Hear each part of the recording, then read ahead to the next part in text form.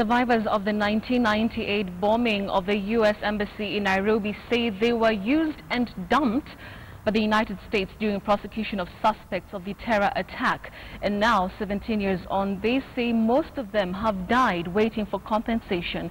KTN's Michelle Ngele spent the day with some of the survivors on this 17th anniversary of the deadly blast. 7th August 1998, a group of suicide bombers linked to the Al-Qaeda terror network struck Kenya, sending shockwaves across the country and across the world.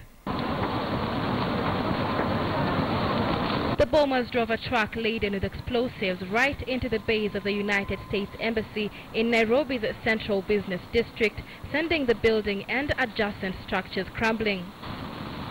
The aftermath of the attack left more than 200 people dead, including 12 Americans, and over 4,000 others injured.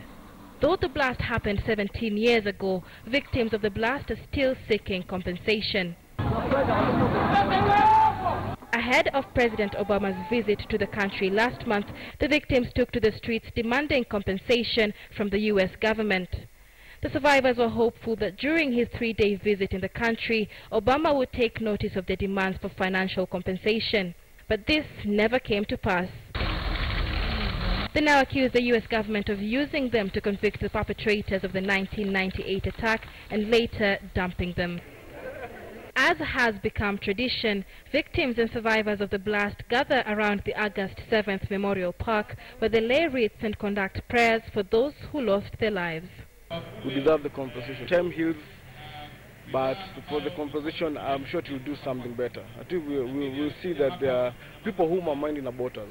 You know, we've been left around for 17 years and then we go around 20 years without no compensation. It's kind of painful. I guess we deserve it because most of us, we depended on our parents. Okay, personally my dad. And it has been hard actually because I grew up not knowing my dad. I was 1 year old. Samuel and Rachel represent thousands of victims of the 1998 bomb blast who are still seeking for compensation from the U.S. government. Many of them feel aggrieved that American victims of the bomb blast have already been compensated while they have been left out in the cold 17 years later.